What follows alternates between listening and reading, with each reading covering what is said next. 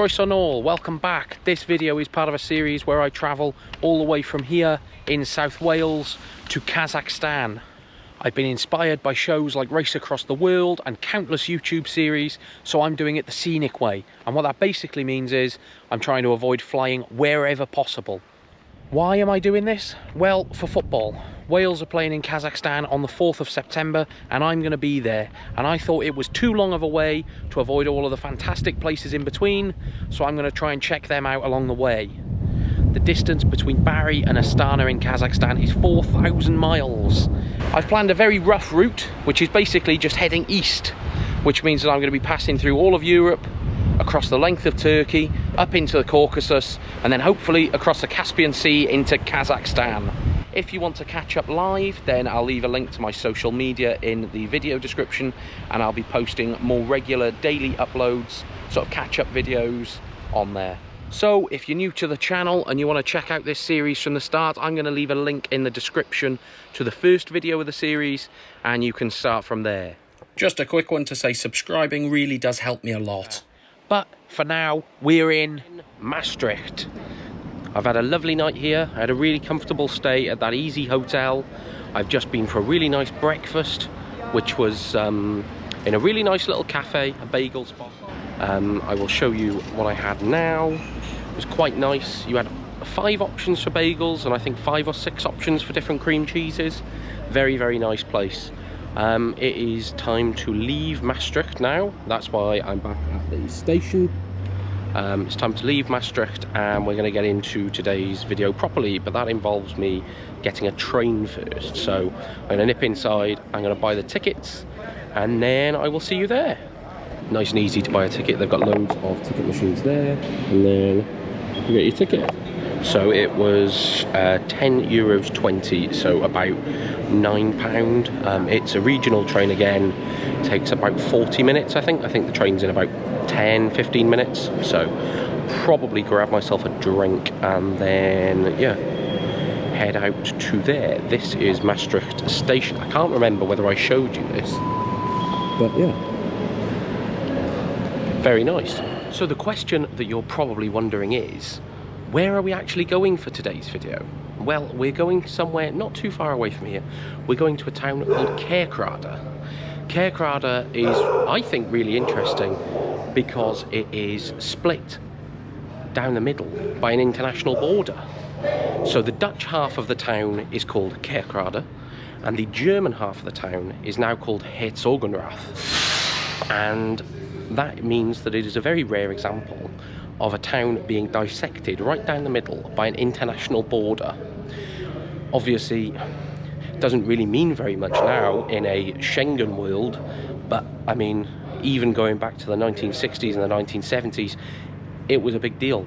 And the Germans actually put up a border wall and border posts, which in the middle of a town where the border is a street is not exactly the easiest thing to do.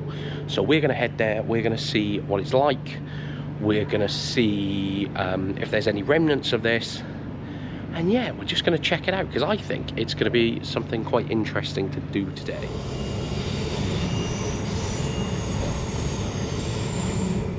Right, well, that was a very pleasant train ride on the sort of Dutch regional trains. Yeah, it took about 40 minutes, managed to get some social media stuff done, which was pretty good. And now we have arrived in Kerkrade. Well, another Dutch city and another really nice town hall by there. We're on the square here in Kerkrade. Very nice little spot, lots of cafes and restaurants and stuff. It's an interesting statue, which looks like it is of a coal miner, which will, well, remind Welsh people of home.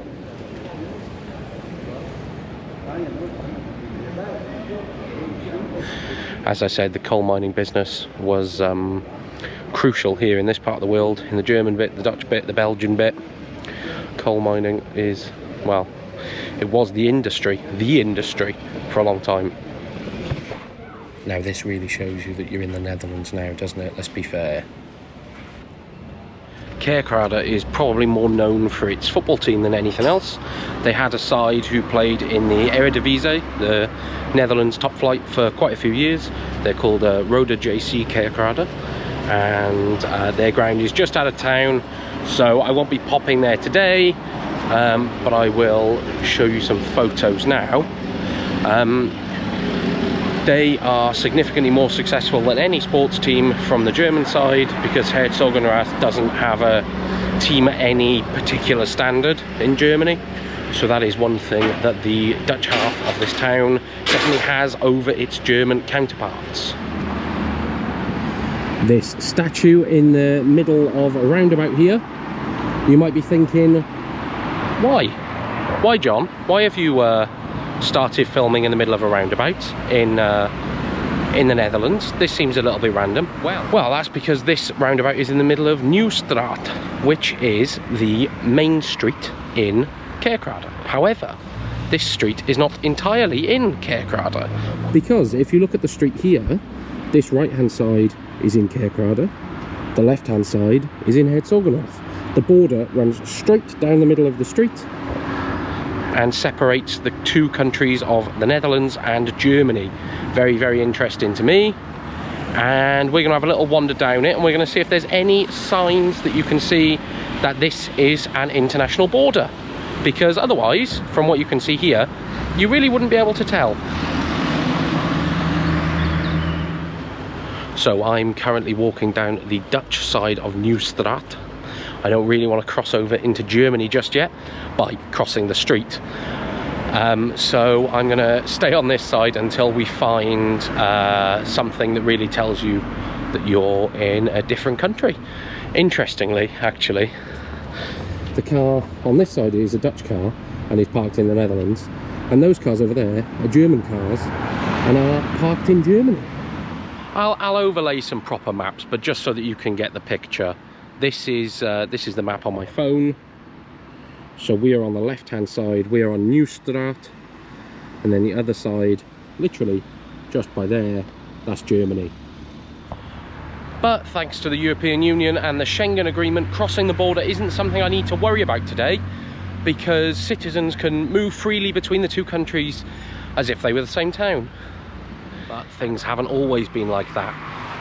From around the First World War onwards, there was a border fence put up in the middle of this street that would stop citizens from being able to cross freely between one side of the town to the other.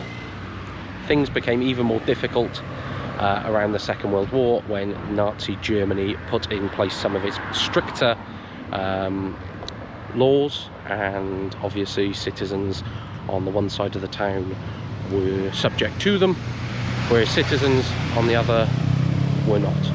But despite the fact that this road separates two different international countries, it does actually function as mainly one road. All of the numbers on the Dutch side are even, and all of the numbers on the German side are odd. Make of that what you will. You'll notice they've got the European Union flag on the bus stops here, and that is because the bus services in this town service both halves. So you can quite easily get the local bus from one to the other, and vice versa. So I've seen a couple of buses go past, haven't been able to get them on film, and they've had directions or destinations in both languages as well. Makes a lot of sense. A lot of people here are bilingual, and they have a slightly different dialect, which means that the Dutch is a bit German and the German is a bit Dutch. Luckily, nowadays, for the people of Kerkrade and Herzogenrath, the only remainder of the border wall is this, in the middle of the roundabout.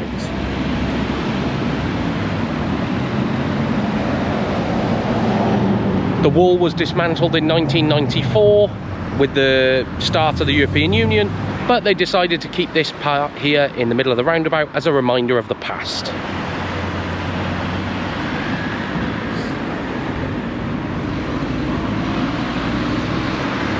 So as we found the only remainder of the actual border post, it seems only right to cross over into Germany here, so we're going to do that. And now we're in Germany. Welcome to Herzogenrath. Absolutely nothing has changed apart from the name of the street, We are no longer on Nieuwstraat now, we are on Nieuwstrasse.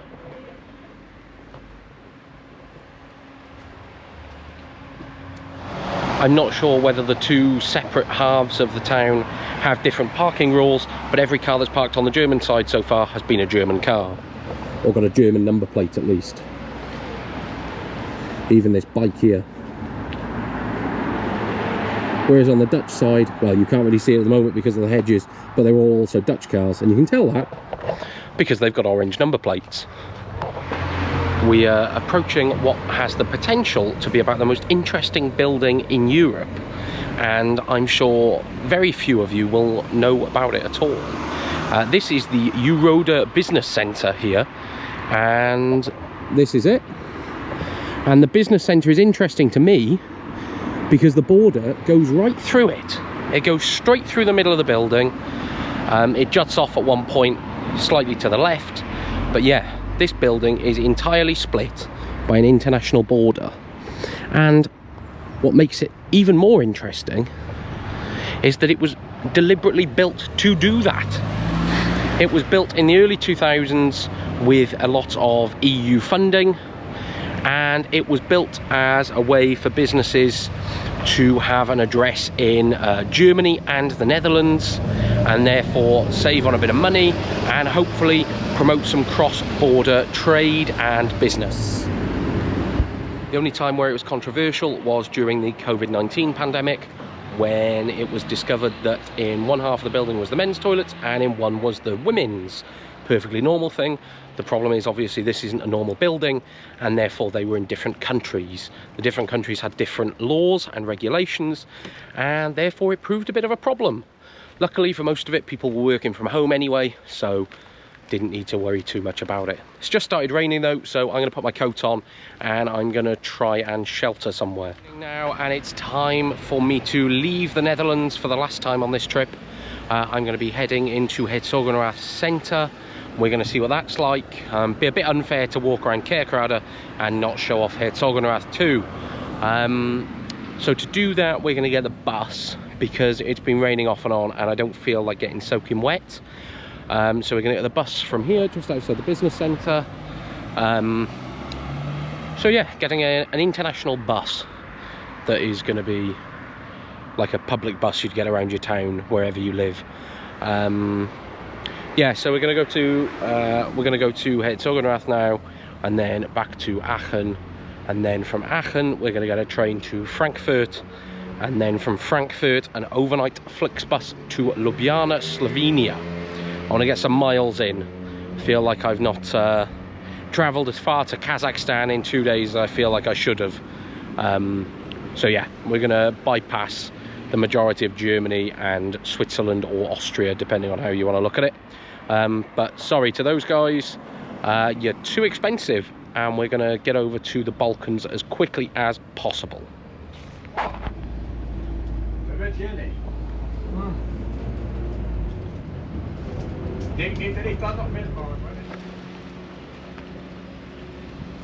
Well, I've just been dropped off at the train station here, so I'm going to take a little wander back into the town, and we're going to see what Herzogenrath is like. Both Kerkrade and Herzogenrath are both around the same size. They're both around 50,000 people. It's just in Herzogenrath it's less centralised, so the town centre looks much smaller. And so this is the centre of Herzogenrath.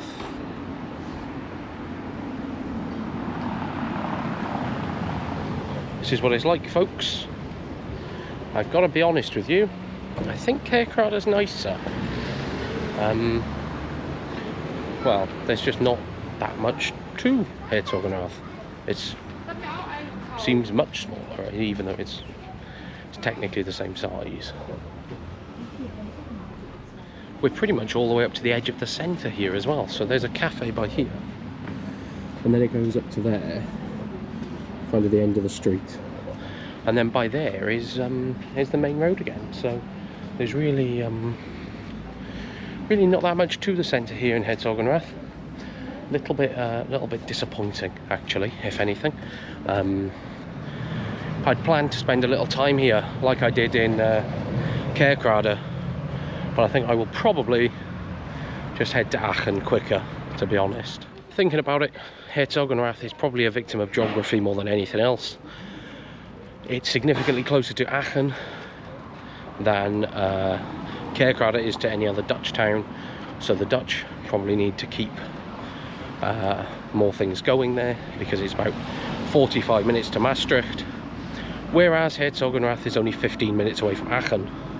So there are a number of things that you don't need here that you do in Kerkrade, and the reality is that actually if you live in Herzogenrath, you can quite happily just go to Kerkrade or to Aachen, because yeah, it's only 15 minutes on the train to Aachen, which is what we're going to do now. Like I said, fairly disappointed with Herzogenrath, but the train station's fairly nice. And just like that, my train is pulling in and we're going to head to Aachen.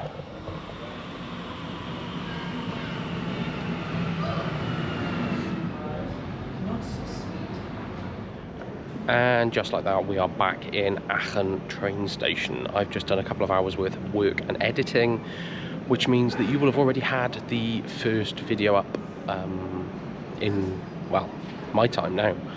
You got the first video up, which is not too bad considering this is day 3 of the trip. Also managed to get some social media stuff done, which was good.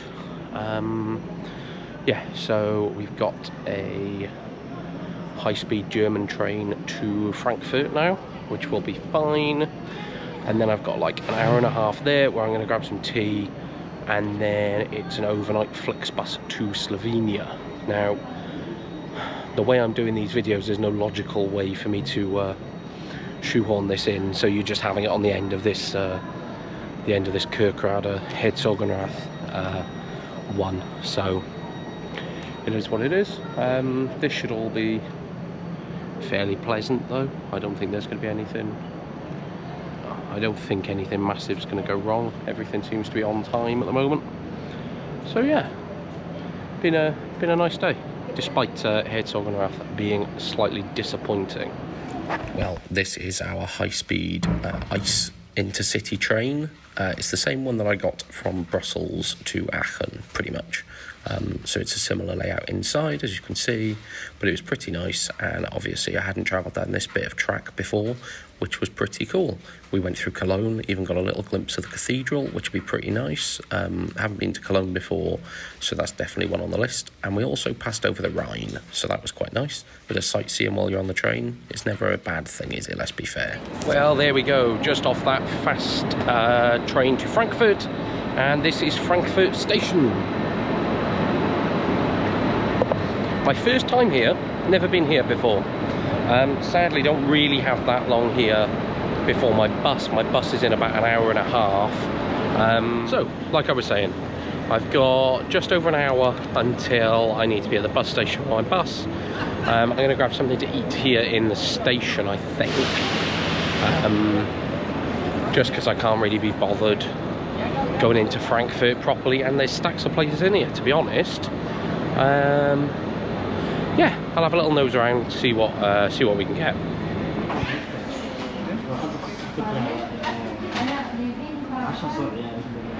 Well, we always knew that a McDonald's was going to happen on this trip at some point. Might as well happen when I'm in a bit of a rush, and I've got a bus to catch. So yeah, gonna head to the bus station now, which I believe is just across the road from this train station. So that'll be good. Yeah, then a fairly long overnight Flixbus to Ljubljana, Slovenia. Okay, so as expected, the train station is that building by there, and this is the bus station. It's not one of Europe's great bus stations. This is what it's like. There is a small indoor waiting area. I mean, like 10, 12 seats, maybe, max. That's about it. So yeah, other than that, nothing else really here. Didn't need to get here this early, but the bus is going to be here in about half hour, I reckon. So yeah, hopefully it'll turn up a bit early. This is the first stop. Turn up a bit early, I can get myself settled in. So yeah, for our long overnight trip down to Slovenia. And this is the Flixbus that's going to take me all the way down to Slovenia. It's a long old trip. It was about 11 hours all in all, but it was pretty. And as you can see on this map, we left Frankfurt in Germany. We went down through all of southern Germany, across the Alps and into Slovenia. It was about 800 kilometres, so it did take us a chunk of the way closer to our end goal of Kazakhstan. I actually managed to get some decent sleep. It was one of those nice double-decker ones, so actually you don't move around too much while you're on there. This Flixbus was only £25 for that trip as well, which I think is an absolute bargain and probably makes it value for money, because that was my transport and my accommodation for that night. Can't beat it, really. And just like that, it was pretty much time to leave Frankfurt and move on in our journey. So I hope you enjoyed this one, even if it was a little bit niche, and I'll see you next time.